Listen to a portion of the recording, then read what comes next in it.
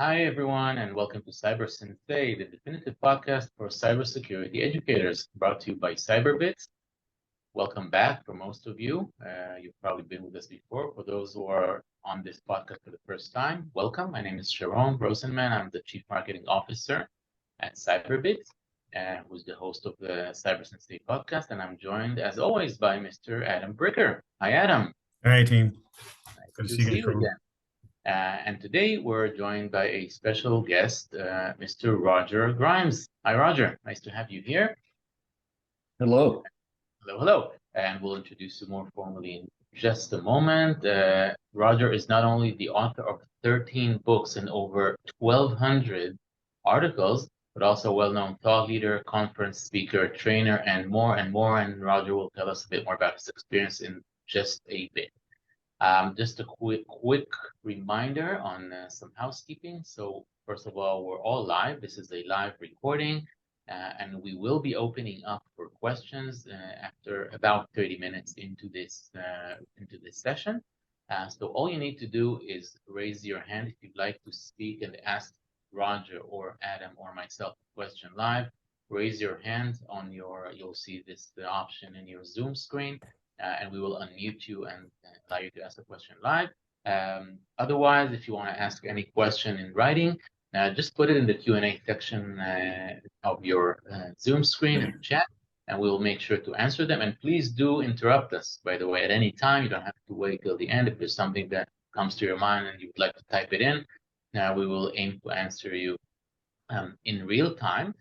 And a very special thing that's happening today on today's episode, one of you will also win Roger's book, A Data-Driven Computer Security Defense, the computer security defense you should be using.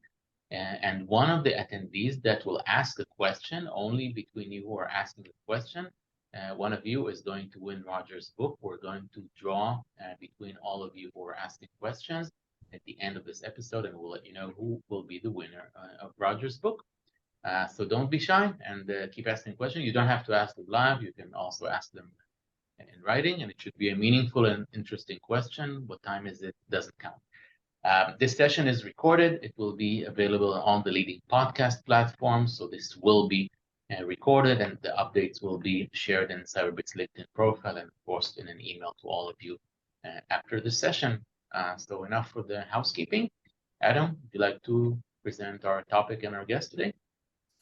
Outstanding. Thank you, Sharon. When we think about this podcast, and remember, everybody, we want to help you as cybersecurity educators, put what you've learned into action here, tactical as well as strategic ideas, tips, techniques that you can bring to your students to make a more workforce-ready cybersecurity workforce. So today, we're taking a little bit of a different tack. I got to know Roger earlier this summer, and then got to spend some time with both some of his close colleagues and friends, but also go through a couple of his books. And it struck me the things that I could be doing better as a CISO myself and head of IT, things that I wish I had done better to teach my students, and I still do teach, but not like Roger. I'm not in that league. But when I think about that, I said, Roger, would you please come on and talk to us about what you've learned, some of the things in your experience about what's not taught in courses it should be, and he's got a rich background on that. But I'd like to also ask Roger, as he's doing it, to help educate us and think about how he thinks. He has a forward-thinking way, a unique approach to thinking about cybersecurity. And although his books talk about cyber defense, really there's also cyber resilience and even the governance of it that he gives us some really thought leadership. So Roger, thank you so much for being here today. And I would like to ask you if you start off, educate the audience a little bit of a humble brag here, your great background and why you are really a thought leader in this area. Thank you.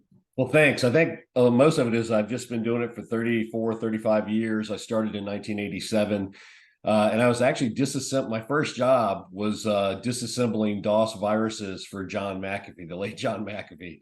So since the very beginning of my career, I've been doing computer security, but I did every job along the way: PC technician, network manager, worked my way up to VP of IT. So I think I have a pretty good understanding of how many organizations work. But I switched into full-time computer security about 20 years ago, never looked back. I just finished my 14th book on computer security. I write 1 or 2 articles a week, usually posting them on LinkedIn. And I try to do stuff that's very practical and tactical, because I think a lot of people miss that. Like these days, a good example could be we're hit by all these articles about AI and deep fakes and all the stuff you're supposed to be worried about. Well, they're still less than 1% of your risk. And so I try to make sure that people say the stuff that's really going to get you is stuff that's been around for like 3 decades: social engineering, patching your software, password reuse. So I think one of the common refrains is I try to really repeat and try to get people to focus on what are the most likely attacks and threats. Awesome. Reggie, when I look at the literature that you've written about, there are 3 things that really came to my mind. And of course, one of them is the title of your book. I'd like to know if you could double click on a data-driven approach. Because some of us think about data, well, the industry data says, the sources outside say, but what was unique about your book is like, hold it, what is your own data telling you? So I'd like if you could double click how you thought about this and what do you want the audience to know about that mental model? Yeah, first of all, that it's data driven. I think a lot. It's interesting. This industry's cyber defense has been around for about 3 decades, maybe going on 4.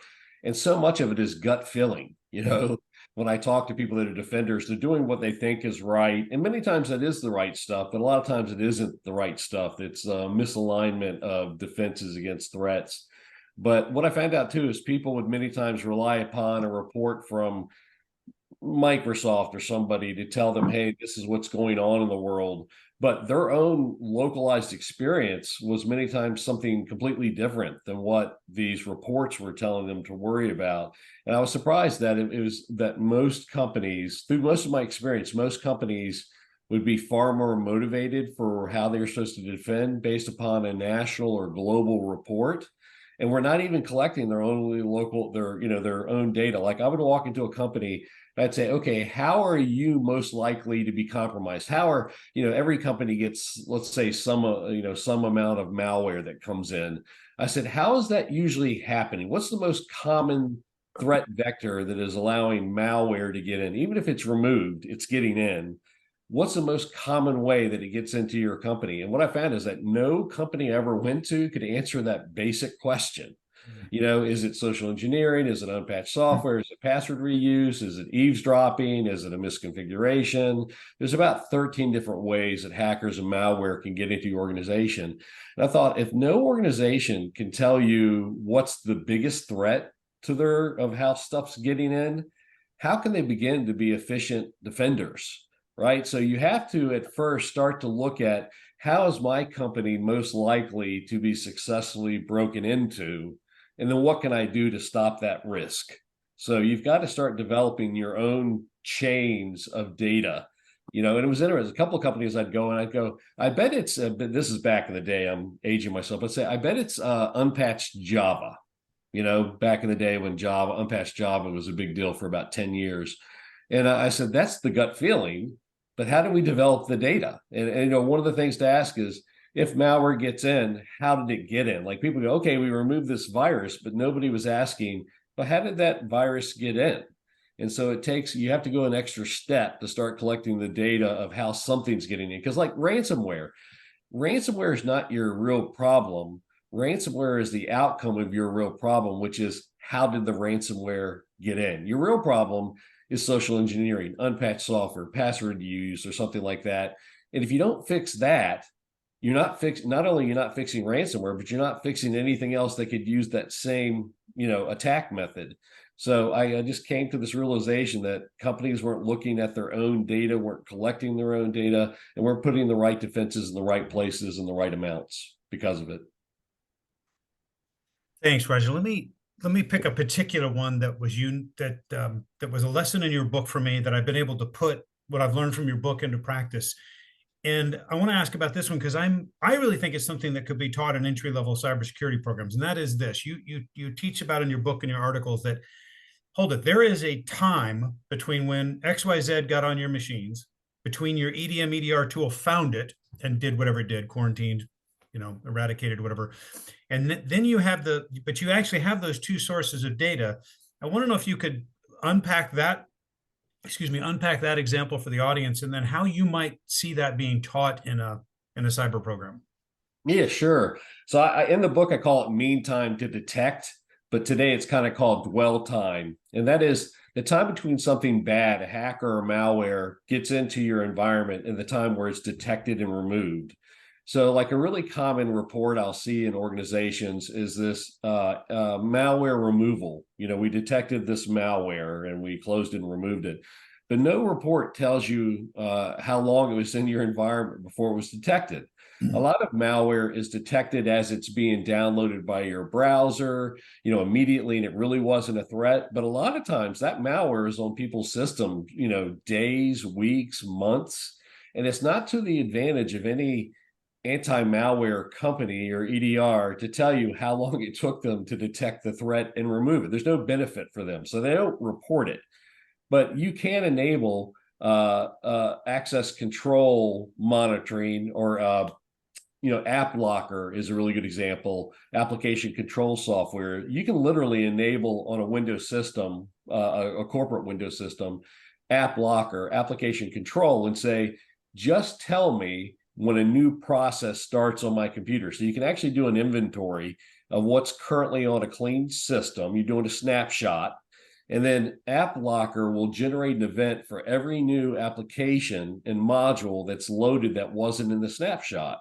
So you can collect data that shows when the malware was loaded. So every time, what I would go to customers and do is say, every time this malware program's detected and removed, let's go look in the event log and see when it was first executed. And then we can generate a mean time to detect, or the dwell time. And I think what was shocking to people was that many times it was taking days to weeks to months for that malware to be detected. And one company I went at, they actually were starting to notice that the dwell time was getting longer over time. They went to their antivirus vendor, showed them the data. The antivirus vendor realized that they had a problem with their detection signatures, updated them, and it decreased dwell time, which, decreased risk. I have, Roger, a question from Gene in the audience, our first brave member to ask the question. And it's a general, I'm not sure I understood the entire details of the question, but the general question is, given the hypothesis, do you recommend leveraging the MITRE ATT&CK framework to map this initiative, considering a lot of I like the MITRE ATT&CK framework. They don't have, I think it needs to be updated, and I've emailed them, I've talked to their leaders, I've talked to the people that control the framework. They don't have all the attack methodologies in there. So the initial root access vectors, they're missing stuff, and they commingle stuff. And so it's the best we have, and I think it's a really good framework. But I think, to be honest with you, it's starting to be used so much that I wish they would fix the errors. And they kind of, when I talk to the people that control it, they're like, yeah, we have errors, but so many people use this now. If we were to update and fix it, it would cause a lot of problems, have new categories or new. And I'm like, yeah, but it's really still the beginning, and you need to fix it now because it's only going to get worse. So I am frustrated that they are not fixing the framework. And let me say, I've tried to fix the framework and put my suggestions in for years and years and years and years and years, and it's just not being done. So I wish I was able to impact it. I wish there was a group of experts that would meet and look at it, and then would update some of the deficiencies. It's the best we have, but it still has some deficiencies.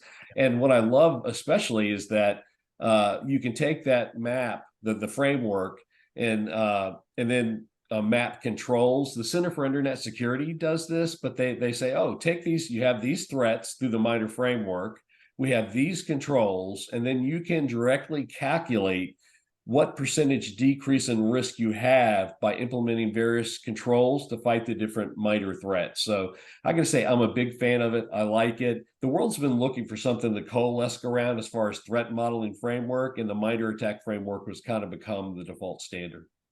And from just to add on that, we have a crowd, obviously, of educators on this call. This is really our audience. It's cybersecurity professors and leaders of cybersecurity programs, primarily in education. Would you recommend MITRE ATT&CK as part of the curriculum, or to map exercises or curricula to the MITRE ATT&CK framework? Is that something you consider? Yeah, I mean, I think at least educating students about the MITRE ATT&CK framework and trying to involve it. The big part where my data-driven thing comes is, make sure you focus on the right things in a curriculum. You don't want to spend, there's too much of the world where we concentrate too much attention on something that's still kind of minor or not a big attack. I hear every day I hear about attacks like this can happen and this can happen and this can happen. Like a really good example is side channel attacks. Like, did you know that somebody can point a microphone at your window and through the vibrations in the window, hear what you're saying or read your computer or something like that, or concentrate on the light bulb?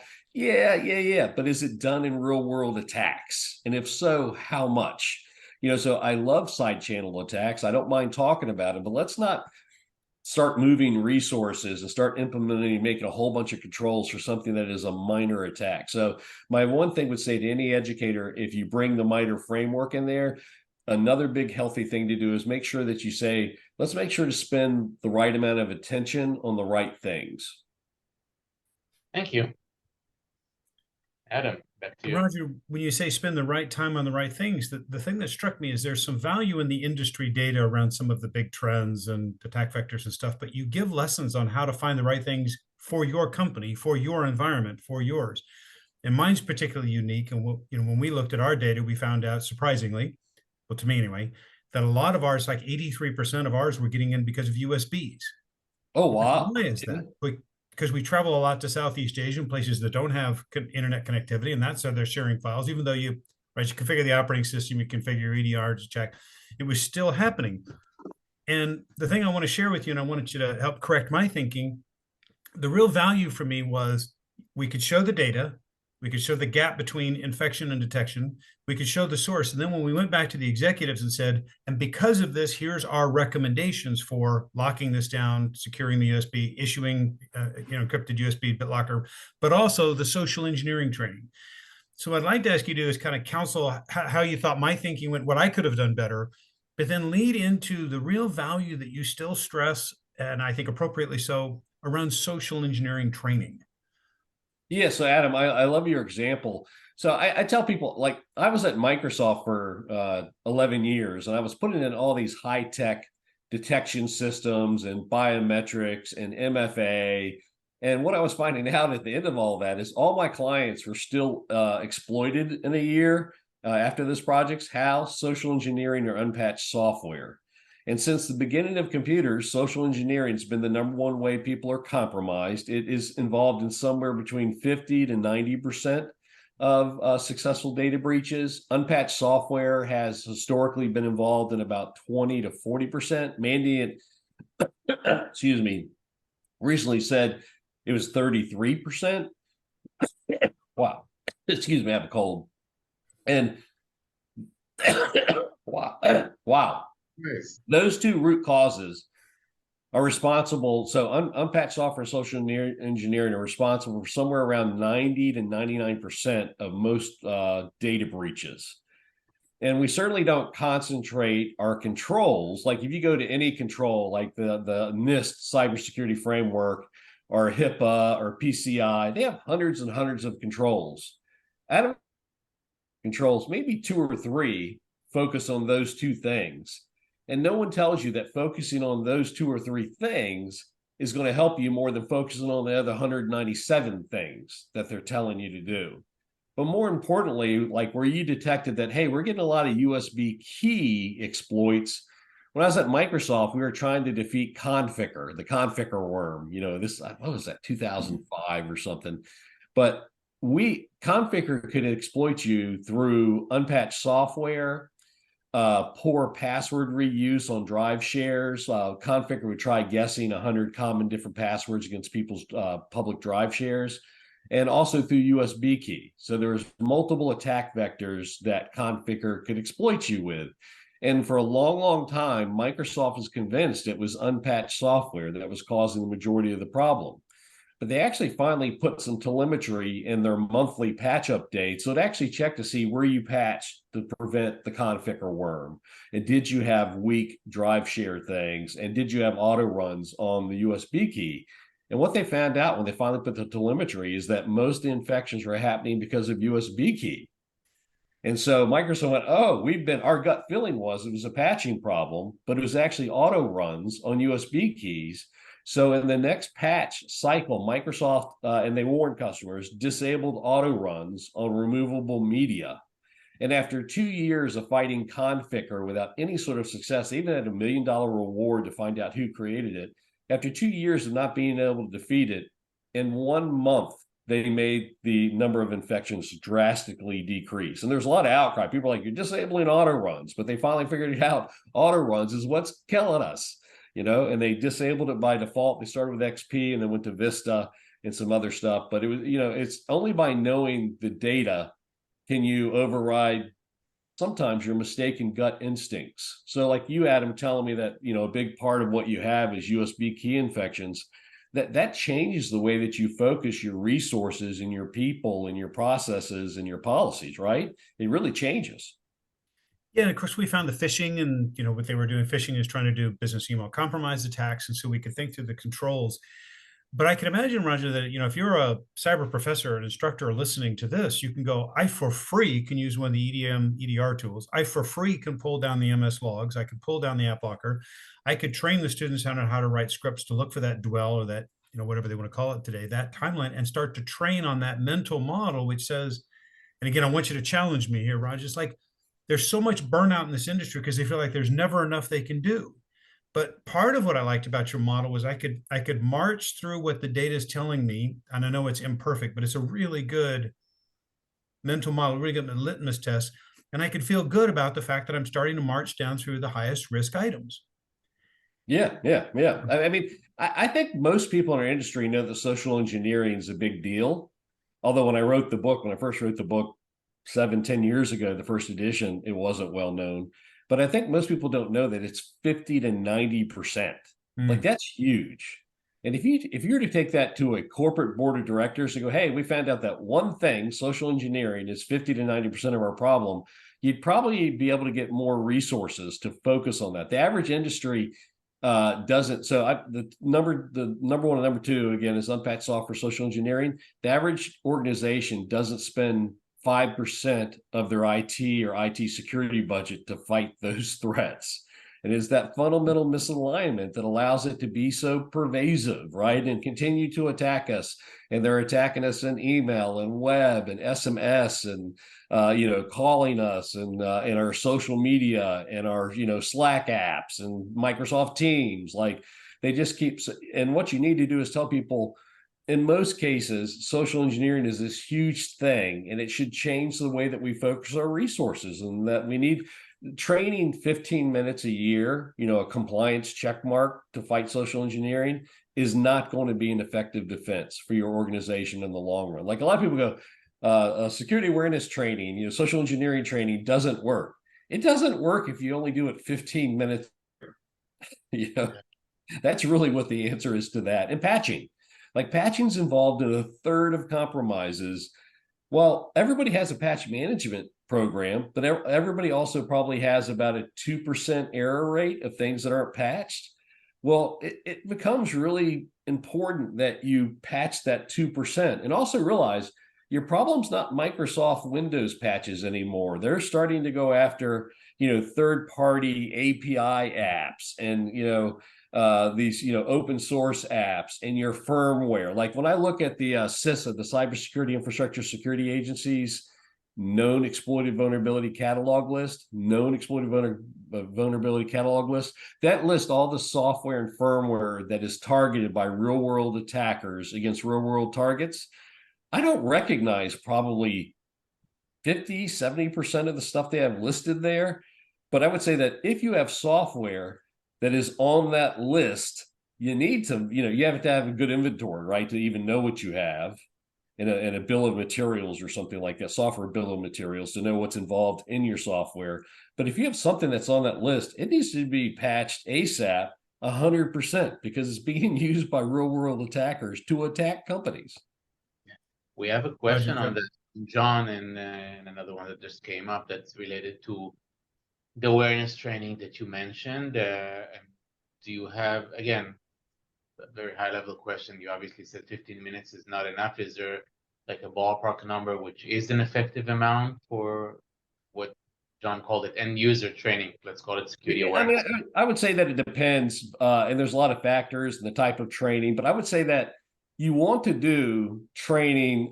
So I actually produced a white paper that came out a couple of weeks ago that showed that the more frequently you did training, the more frequently you did simulated phishing. And let me say, simulated phishing, where you test to see who will fail for a simulated phishing attack, very, very important, perhaps more important than training. Like we found that sometimes training wasn't that effective, but the training that occurred through simulated phishing, where someone's like, I failed this test, very good training.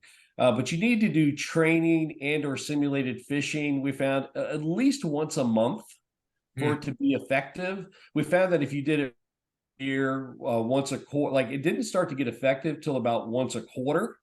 Before that, it was almost like if you only did training once a year, it's as if you didn't do training. But about once a quarter, it started to be more effective. And then we saw really big increases, even going to once a week. But then you have to worry about, well, how much can I do it? So I would say that I generally tell people you should be doing training and or simulated phishing at least once a month to get a really good benefit. Yeah, I'm seeing the same, by the way, we're dealing a lot with the cybersecurity team training and very similar issues of, again, companies doing annual training and hoping that, I can respond to a ransomware attack if I just do my annual, and what we're trying to do, and we deal with cyber ranges, and some of the people on this session are actually using it for their education program. It simulates basically those types of attacks, and the more popular ones like ransomware, like the insider threat, the supply chain attack, and this is where, and social engineering vectors were the more common ones, and we try to push the organizations to do this again, to train monthly in an attack simulation, and even weekly in sort of a lab to do like a quick, like a 30-minute exercise just to refresh, and then monthly to do a complete cyber range. And that you can see the difference, whether it's an incident responder in a SOC or whether it's a student who actually did this line, they actually responded to a ransomware attack during their academic program. It makes a huge difference. So definitely support your approach here. We got a couple more questions from Axel, working for a bank in Germany. I wonder how we could approach some truly data-driven approach while regulation causes tons of actions, blocking time for important measures. Any suggestion how to combine regulation and real security? I'm not sure I understand the question. Do you, or do we need some clarification? I think I might be able to. And by the way, I applaud Germany for their privacy protections. I wish the U.S. had the privacy protections of what Germany implements. But I know those controls or protections can sometimes make security difficult. It's kind of, how do I comply, but also don't just tick the box and actually remain secure? Maybe that's the question. Yeah, yep. And then, well, I actually have written about that. But what I would say is, anytime you have a control framework, so in Germany and anywhere you are, there's a controls framework that you're going to be told to implement these 100, 200, 400, 500 controls. Make sure that you've done a threat assessment first to determine what are the ways that my organization is most likely to be attacked in the near future. And then make sure that you're applying those controls first, because you're going to have hundreds of controls. But some of those controls, a handful of those controls, are going to mean more than all the others for real risk management. Cybersecurity is about real risk management. Compliance is the same, but it's more of checklist, and they make every control have equal weight.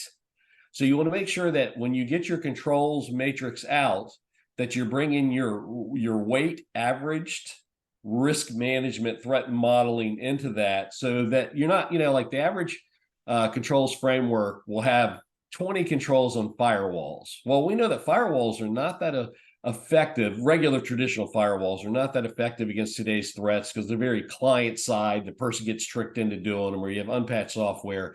And so you want to make sure that you're not having someone spend 2,000 hours defining a traditional firewall, trying to get these 20 controls checked off, and you're not getting patch management right. You're not getting EDR right. You're not getting, social engineering training done right. So that's what I'd say. How do you make compliance and true computer security meet? Make sure that you're applying your threat modeling to which controls that you spend the most time on. Thank you. And Axel, if we missed anything, just let us know, or you can go live and ask. So a couple more questions coming up, so I'll read them out right now. Another question from Gene, interesting question, by the way. Why do you think, what is the reason for the low spend of training? Is it ROI on training? And then again, I'm assuming we're talking about awareness training. Is the ROI low for most organizations, or why do they spend less? And then there's another question on patching. So I'll give you both. Patching is starting to be an interesting issue. I see a couple of questions on that. On patching, is there a way to push back to manufacturers when it's difficult, instead of putting it on the end user orgs, with an example here being SQL as a system that's very difficult to patch without breaking apps? What is the thought on pushing back to manufacturers? So why is the low spend of training? And then what are your thoughts on pushing patching back to manufacturers? Yeah, man. So I think, again, leaders and risk managers need to realize that a third of compromises are due to unpatched software or firmware. So that should change our focus. What happens in most organizations, like, oh, we have a patch management program, which means one person is in charge of some patch management software that doesn't even cover all the assets. And then they're like, oh, yeah, we're getting 98%, patching performance, and it's considered a win. You really need to change your patch management program at most organizations to be focused on making sure you're covering the entire inventory, certainly getting the CISA known exploited vulnerability catalog list covered as the primary. That should be your most critical stuff that you're being patched, and that you're making sure that you get 100% coverage on the stuff that is being exploited. A lot of that, again, last year we had over 25,000 different vulnerabilities announced, but in any given year, only 2 to 4% of those are ever used by any attacker anywhere worldwide. So I would tell most patch management programs, make sure you focus on the 2 to 4%. You're like, which ones are those? CISA covers it in the known exploited vulnerability catalog list. Make sure that they're covered, that they're 100% focused. You can't say we're 98% covered and that's an A. You need to be 100% covered on the stuff that really matters. And that's how I would update and change most. Again, it really shouldn't be one person trying to get everything done. There just needs to be a stronger focus and a more data-driven approach to it. Thank you. And thank you very much. And the question, a very relevant one, because it relates to academic programs for Erjan, from Erjan. The question is on remote classes, and I can maybe provide my angle on that because we're dealing a lot with remote classes, and Adam, you've probably done that as well. So I'm sure each one of us has his own angle on this topic, but what would be a specific approach for students that attend remote cybersecurity classes? Obviously, students on campus, it's easier to collaborate. They can learn from each other, as Erjan is saying, but those online are maybe a little bit more isolated. Maybe they need a specific or different approach. So I'll let you guys start. I've got some thoughts on that because, again, we're dealing with a couple of online campuses, but I don't know, maybe Adam, do you have an angle on remote learning, cybersecurity learning, and how to do this effectively? And then maybe Roger. I think it's an important question because so many of the cyber teams today, even for the managed security services firms, are virtual and they're working from different campuses. But the thing that I would be clear on is what is the learning objective that you seek? And I'm going to ask Roger to counsel me here, but one of them I think is the mental model that says, do you understand what your attack vector is? Do you understand where your tools perform? And can you leverage that data to drive improved decision-making, XYZ in the future? So I can imagine a dummy data set that an instructor pulls together that is from, source A, say the logs media tool, another dummy data set that is associated with the logs on the, the XYZ piece of equipment, the end user, and then send that to the students and say, taking this as a learning objective, show me how you would write a set of rules and procedures to discern what were the most, from a bad guy's perspective, viable attack vectors. What was the timeline associated with it? And given that, you're going to give a mock presentation to your supervisor. Okay, now what? Roger, what are your thoughts on that kind of? No, that's great. I completely back that up. I second that. And let me say, there's lots of different classes you can take because you're interested in different subjects. So that's a really broad. The original question is kind of broad. Sometimes I'm trying to take a class because I want to learn a particular technology or programming language or defense. I want to know about malware. Or I want to know about firewalls or something like that. What I would say is make sure to take classes where the instructors have real world experience and that they know how to focus on the right things. Again, my biggest problem with cybersecurity is sometimes we spend so much time talking about the shiny objects that we don't talk about the stuff that really is the biggest problems that need the most focus.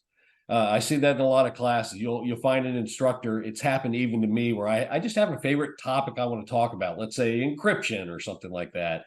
And so I will naturally gravitate to talk about encryption anytime I can or something like that. Or these days it's quantum, post quantum encryption or whatever. It's not a problem yet. And so we need to make sure we don't spend too much time talking about issues that really aren't as big as they claim to be. Like, another good example is SSL or TLS vulnerabilities. SSL is what makes HTTPS, have this secure VPN. And you hear people going, that person, they only use TLS 1.1, and this is the way that you could hack it, and blah, blah, blah, blah, blah. I'm not going to certify your computer audit unless you upgrade from TLS 1.1 to 1.3. Well, they're all good, but I don't know of a single real world attack that ever occurred because somebody had TLS level 1.1 versus 1.3. So it's good to talk about it, but you don't need to spend an entire class day about something that's never been done in the real world. Make sure you focus on the stuff that has the most likelihood of being real threats that you're likely to face. Yeah, I would push back on to some of the folks with the asking real the question. world, with the real world aspect by 100%. And I can say, maybe to complete the picture, and again, as we work with organizations providing remote learning and others, with again providing them with the cyber range, which basically simulates those attacks, what we're seeing in terms of remote classes is it's interesting, because when they get on the job eventually, sometimes they'll also be working remotely. They will need to collaborate with their peers in responding to incidents, whether they're coming in as tier one analysts or later on in more senior roles. They will need to learn how to be a cybersecurity practitioner when you're working remotely. How do you collaborate? So that's a very relevant question. And what we do with these organizations, basically the students log into a cyber range, and they will actually simulate an incident when each one is in their own location. So they will play like the tier one or the tier two analyst, or even threat hunter if they're more advanced. They would run a complete cyber attack simulation and learn how to collaborate as a team when working remotely. So I think that skill is becoming more and more critical, and not just because students are working remotely, but also because that's what they will actually be doing on the job, and they need to learn how to do that, how to communicate, how to collaborate. Key skills, by the way, for cybersecurity beyond the technical skills. So definitely an important aspect. Another question came in. Let me take a look. A popular topic of gamification. What's your thought on gamification of phishing simulations? Does it have any value rather than keeping results internal? Envisioning an alternate universe where companies are even competing with each other in terms of having the lowest simulated phishing score. But generally, gamification, popular big topic. deal. Yeah. It drives a lot of people, and we do have at KnowBe4 we help do phishing simulations. And I tell you, a really common thing we'll see is someone going, they'll say, "Hey, we just spotted your phishing test. I caught it," and the sysadmin going, "That wasn't my test." Right. So I certainly think that gamifying it in some way is really good. Probably the top thing, I see some companies go, "Hey, if you pass every phishing simulation test, we give you $1,000." And I remember I was speaking to that CEO. I was like, "You give every employee $1,000 that doesn't fail a real phishing or phishing simulation." He's like, "Yeah." I said, "That's a lot of money." He goes, "Cheaper than a ransomware attack." I thought, yeah, there's something to be said about that. So I think gamification is I always say that I don't like games. I don't play online computer games, but I have a twin brother that loves them. And he plays it. He blocks his kids out. His kids don't get any time on the Xbox console. But I would say across our industry, what KnowBe4 sees is that gamification causes a big uptake in participation in education across the board. Yeah, agreed. And again, we're seeing this. We've just concluded a what we call the ICL, the International Cyber League, with 75 banks, which we ran with the FSISEC, and which I'm sure you're familiar with. And these folks came; they were so excited just to come and run an incident and see who's who's better in incident response. And they people that wouldn't normally be maybe excited about training, but when it comes to a competition, everybody is out there. And there wasn't even a prize because of regulation. We couldn't hand out prizes, but they just came just to be number one. Was so You interesting. capture the flag contest. Those are awesome. Yeah. All right. Nice set of questions, folks. Thanks. And we still got some time, but we already have some competition on your book, Roger. So about 6 people or so. Adam, anything else from your perspective? There's another question that came up. I'll raise it later on. A couple of things on this point about gamification to remind our audience, looking at the science behind learning and education, the three finest forms of institutional learning remain debate, gaming, and stories. And so one of the things that we advocate that worked really well for us at a company is that you would do some simulation phishing, but you would ask all the managers to just take 5 minutes, 3 minutes at the start of your next meeting and have somebody in the room tell a story of how they spotted it. Because learning happens not when you keep putting it into your head, it happens when you get it out and you reflect on it. And the reflection and telling the story through it, because almost everybody has a story, and learning only happens if you're in a safe place. The reason some students and some people don't attend capture the flag events is they feel intimidated. They feel, well, I'm not going to be good at it or something like that. And they miss the point of telling the stories, having a debate. And I mean debate in the true constructive form of you had your opinion, I had mine. We learned because we're trying to figure each other's perspective, that point of view out. And so when managers create a safe space to have that debate and have somebody in the room tell a story of what they learned, the other part of that is it accelerates the resilience side of when something bad happens, they know how to respond, they know who to, and they're not intimidated. Oh gosh, I hope nobody finds out that I'm the one that clicked on XYZ.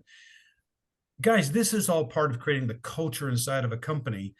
And I want to go to this question, and I really appreciate the audience, but Roger, I really would like to come back to the part of social engineering and the insights you give us around phish resistant MFAs and stuff like that. So the audience can start asking questions around that. But Sharon, over to you. I'll go back to the audience, and thanks for being very proactive today. Question from Goran, which I really like, by the way, because we hear it a lot from educators. What are the measures that you find useful in tracking students' progress towards competency?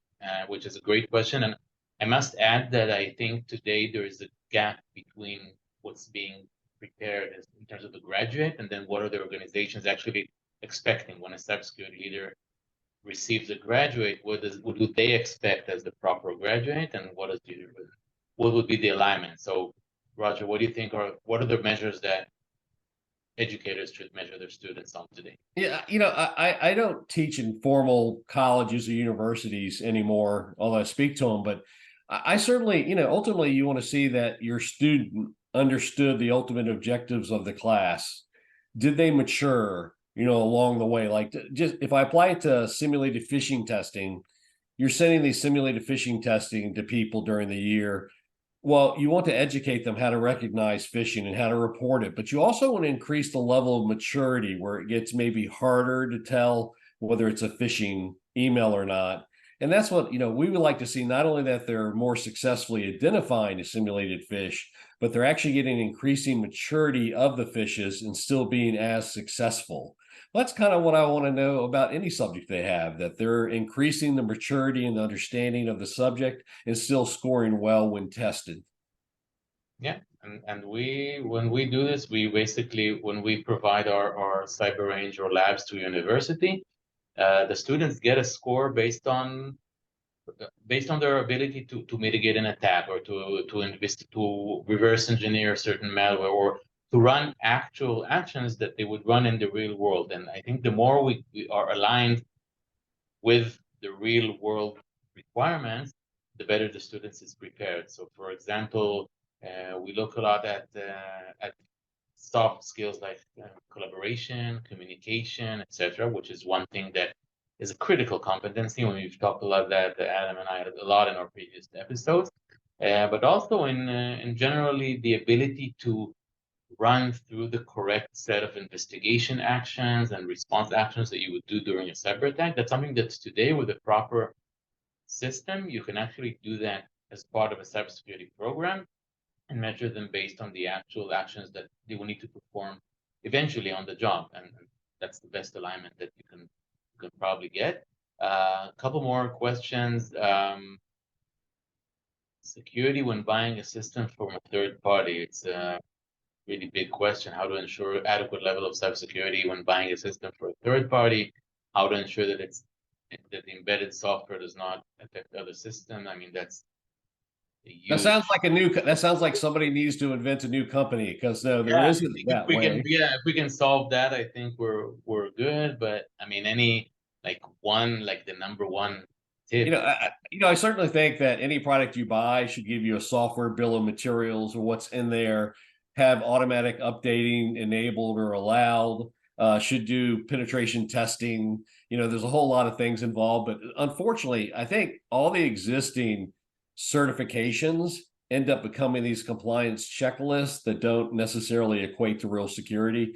It would be great to see one day if somebody had some certification that could say that this system has all the required computer security things, that it, patches itself, that it was developed with a secure type safe language, that the coders were trained in secure software development, that it does patching, that they have a bug bounty program. But it sounds like an entire different company. But one that would be great to see if we could make that. Thanks. And a great question from Steven that's coming in on skills for cybersecurity education. Steven says that I teach technical courses such as ethical hacking and malware analysis. I'm hearing that these technical skills aren't as necessary anymore, as most companies outsource this. What is the panel's opinion? Maybe Adam, do you want to take a stab at this, and then Roger? Skills like ethical hacking and malware analysis, is this kind of going down? Is there something else that's coming up? Your thoughts? Is interesting on the last question around software. I had a different perspective, but we could be the rest of the night on that conversation. So yeah. But it is a teachable point of view for students how they would think about it. And that's what typically happens in the interview process. And what I love about Roger's books and others' lessons is teaching you how to think. Because whatever it is today, it's going to be different in the future. But the data-driven and forward-thinking approach still is largely valid, and I think really important to teach. Okay, onto this particular one, ethical hacking. There is still a tremendous need in the industry, I believe, for ethical hacking, but most companies do not have that, unless like the Department of Defense, one of the three-letter agencies, Fortune 500, most of that is something that companies outsource and go to people because it's a unique skill with unique tools and a dedicated expertise. And I find that ethical hacking isn't as in demand, is not as sexy as people think it is. And after 2 or 3, 4 years of it, some of them go, I think I'm gonna look for something else to do. Sorry to be blunt, but that's my perspective, and keen for Rogers. And on malware analysis, absolutely not. It's a very niche thing that I see, and I'm in the corporate side. I'm on the corporate side of the world, and our company's in the several hundred million range. We don't have any of that kind of skill inside. If we needed it, and we don't even do the provenance and reverse engineering malware anyway. We block it, we eradicate it, we move on. Yeah, my take on it is there's a lot of ways to make a career in cybersecurity. There's literally hundreds of different ways to go. And if you want to be a penetration tester, if you want to analyze malware for a living, go learn it, do it, and then turn it into a career. You don't have to be somebody inside of a company. You can be in the company that they outsource to. I've been doing this 35 years, got maybe another 10 years before I retire. I've loved almost every job I've done. And look, I got to tell you, for a life thing, it's great to be able to say I liked my jobs. So what I would say is if you like malware analysis, go learn about it and go do it. So pick out what you're interested in, learn that information, get experienced in it, and you can make a career out of it and make some decent money. Yeah, but I agree. So if you want to find that, there's places you can do it. But in terms of jobs in demand, first of all, I would recommend to go to cyberseek.org and just check on what is the roles that are in demand in your region. You can see that immediately. What are the most highest cybersecurity roles in demand. So that would be cyberseek.org. If you're not familiar with it, Shahar, maybe you can put it in the chat. In general, we're seeing dramatically increased demand for particular cyber defense roles. So tier one analyst would be probably the most popular hired role, and then other things around network security. But incident response, like the tier ones, especially in the larger organizations, there's never enough of them, and there's a lot of churn going on there. So that's certainly a role that there's always the major need there. But check out CyberSeek and you'll see what's going on in your region. Question from Kevin: what's the best way to cost justify phishing resistant MFA? At 50 to 100 per user for a token, I've gotten much pushback. So I believe you should use phishing resistant MFA instead of just MFA. Most MFA is easily phishable. I think over time, there is a decreasing value in MFA that is easily phishable, and most MFA is easily phishable. I've got a list of phishing resistant MFA, and only some of it's hardware tokens. A lot of it's software driven. And so my recommendation is use phishing resistant MFA when and where you can. MFA, I guess, of any type where you can't, and then passwords if you can't use MFA. But the reason why you need to use phishing resistant is that it doesn't take that much more effort for me to fish you out of your MFA codes or trick you into approving me on push-based notifications than it did to steal passwords. The whole reasons we're going to MFA is because passwords are so easily to steal and bypass.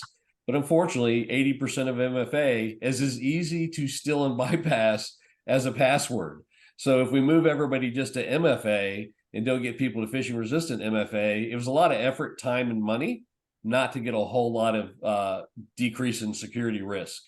And so there are many software options out there that don't require a token that aren't nearly as expensive. So, okay.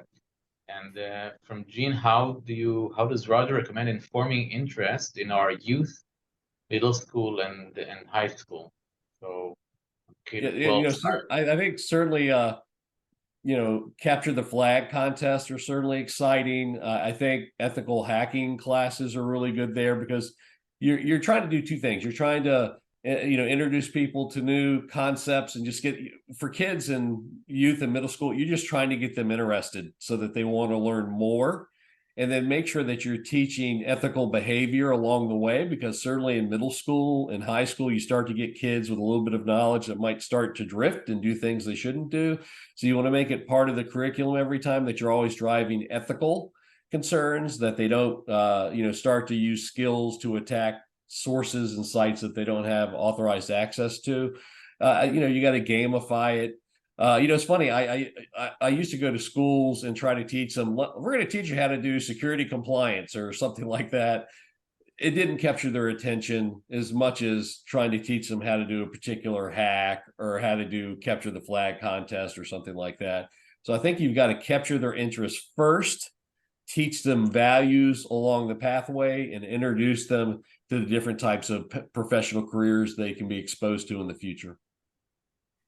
Great. Any last question from you, Adam? We want to announce who was winning the book, obviously, and some last housekeeping. But there's time for maybe another question from you, Adam. Anything you want to bring up?